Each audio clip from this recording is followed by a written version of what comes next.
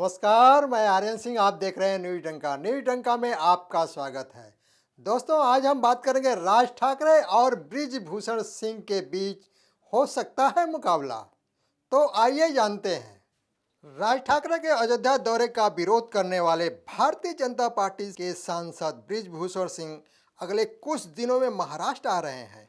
महाराष्ट्र केसरी कुश्ती टूर्नामेंट का आयोजन पुणे में 20 दिसंबर से 25 दिसंबर तक किया जाएगा। इसलिए अब मनसे और बृजभूषण सिंह के बीच मुकाबला हो सकता है। आपको बता दें कि पूर्व मेयर मुरलीधर मेहोल ने 20 से 25 दिसंबर तक पुणे में महाराष्ट्र केसरी प्रतियोगिता का आयोजन किया है। फिलहाल इस मुकाबले को लेकर भाजपा सांसद, महाराष्ट्र कुश्तीगीर परिषद के अध्यक्ष रामदास टाडास और पूर्व सचिव बाला साहब लांडगे के बीच विवाद चल रहा है। इस बीच इस मुकाबले के लिए मनसे अध्यक्ष राज ठाकरे को चुनौती दे रहे भाजपा सांसद बृजभूषण सिंह महाराष्ट्र आएंगे। इसीलिए राजनीतिक उथल पुथल के संकेत दिखाई दे रहे हैं।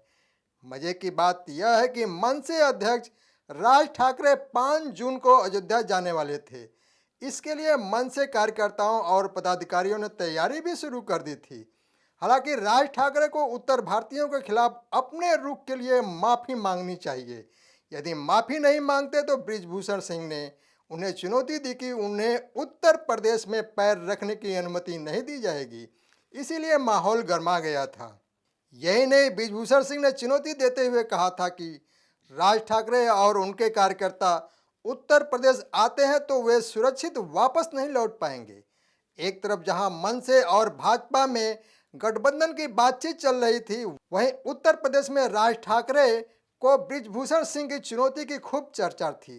बृजभूषण सिंह से बार बार चुनौती मिलने के बाद राज ठाकरे ने अयोध्या दौरा रद्द कर दिया था। लेकिन अब बृजभूषण सिंह महाराष्ट्र में होने वाले कुश्ती टूर्नामेंट में आने वाले हैं। ऐसे में मनसे की प्रतिक्रिया देखना दिलचस्प होगा। आपको बता दें कि बृजभूषण सिंह का जन्म 8 जनवरी 1956 को बिश्नोहरपुर गोंडा में हुआ था। वे उत्तर प्रदेश के केसरगंज से भाजपा के सांसद हैं। वे पिछले 10 वर्षों से भारतीय कुश्ती महासंघ के अध्यक्ष भी हैं। उन्होंने अयोध्या के कुश्ती के अखाड़े में लंबा समय बिताया है। यूपी के गोंडा से केसरगंज भाजपा सांसद बृजभूषण शरण सिंह अक्सर अपने बयानों को लेकर चर्चा में रहते हैं। वे अपने ही पार्टी की केंद्र और प्रदेश सरकार पर हमला करते जरा से भी हिचकते नहीं। यही नहीं, अपनी बेबाक शैली से अक्सर उनका बयान चर्चा का विषय भी रहा है। एक बार तो उन्होंने यहाँ तक कह दिया था कि जनप्रतिनिधियों की जबान बंद है, बोलेंगे तो बागी कहलाएंगे। इसके बावजूद पार्टी उनके खिलाफ कोई कदम नहीं उठाएगी।